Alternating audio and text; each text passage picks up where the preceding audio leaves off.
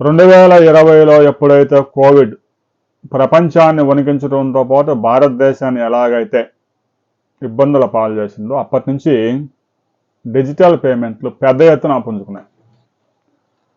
2020 నుంచి మొదలైన ఈ డిజిటల్ ఇండియా విప్లవం 2025 నాటికి పీక్ రేంజ్లో చేరాయి. ప్రతి నెల 2,000 కోట్ల ట్రాన్సాక్షన్స్ జరుగుతున్నాయి. 25 లక్షల కోట్ల రూపాయలు ఫోన్లో నుంచి పే చేసేస్తున్నారు. కరెన్సీ ప్రింటింగ్ కూడా తగ్గించేసింది ఆర్బీఐ. ఇప్పటికే 2,000 నోట్లన్నీ వెనక్కి తీసేసుకుంది. రాబోయే రోజుల్లో ఇక 500 రూపాయల నోటుతో కూడా పని ఉండకపోవచ్చు. ప్రస్తుతానికైతే 500 నోటు కొత్తగా ప్రింట్ వేయడం లేదని తెలుస్తూ ఉంది.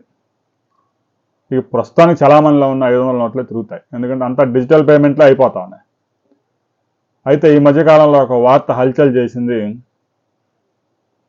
డిజిటల్ పేమెంట్లు చేసే వారి నుంచి కూడా ఛార్జీలు వసూలు చేయాలని కేంద్ర ప్రభుత్వం ఆలోచన చేస్తూ ఉంది అంటూ ఎవడో ఒక వార్త పెట్టి జనాల్ని భయభ్రాంతులకు గురి చేశారు. వెంటనే కేంద్ర ఆర్థిక శాఖ రంగంలో దిగింది, ఆర్బీఐ రంగంలోకి దిగింది. కేంద్రం వద్ద ఎలాంటి ఆలోచన ఏమీ లేదు. ఇంకా డిజిటల్ పేమెంట్లను ప్రోత్సహించేందుకు కేంద్ర ప్రభుత్వమే కొన్ని వేల కోట్ల రూపాయలు ఖర్చు చేస్తూ ఉంది.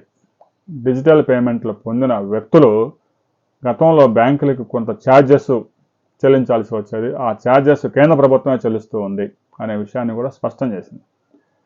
ఎవరైతే చిరు వ్యాపారులు ఉన్నారో, పెద్ద వ్యాపారులు ఉన్నారో 10 రూపాయల నుంచి లక్షల రూపాయల వరకు డిజిటల్ ట్రాన్సాక్షన్స్ జరుగుతూ ఉన్నాయి.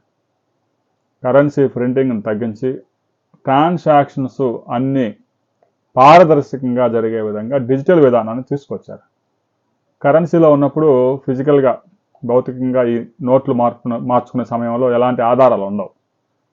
అదే డిజిటల్ పేమెంట్లు అయితే కేంద్ర ప్రభుత్వం వద్ద కూడా స్పష్టమైన ఆధారాలు ఉంటాయి. రాబోయే రోజుల్లో కూడా ఈ డిజిటల్ పేమెంట్ల మీద ఎలాంటి ఛార్జెస్ వేసే అవకాశాలు లేవు. ఎందుకంటే డిజిటల్ పేమెంట్లని డిజిటల్ ఇండియా పేరుతో కేంద్ర ప్రభుత్వం పెద్ద ఎత్తున ప్రోత్సహించింది.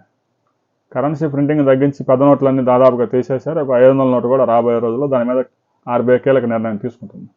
దానికి కొంత సమయం పడుతుంది. ఈలోగా డిజిటల్ పేమెంట్ మీద మరలా ఛార్జీలు అంటే అందరూ మరలా ఫిజికల్ నోట్లకు వెళ్ళే అవకాశం ఉంది కరెన్సీలోకి. అలాంటి కార్యక్రమం ఏమీ లేదు. ఇలాంటి వార్తలు ప్రచురించిన వారి మీద, ప్రసారం చేసిన వారి మీద కూడా కఠిన చర్యలు తీసుకుంటామని కేంద్ర ఆర్థిక శాఖ హెచ్చరించింది. రాబోయే రోజుల్లో కూడా యూపీఐ పేమెంట్ల మీద ₹1 కూడా ఛార్జెస్ వేసే అవకాశం లేదు. దీని మీద ప్రతి ఒక్కరు మీ అభిప్రాయాలు తెలియజేయండి. వీడియో నచ్చితే లైక్ చేయండి, షేర్ చేయండి, సబ్స్క్రైబ్ చేసుకోండి.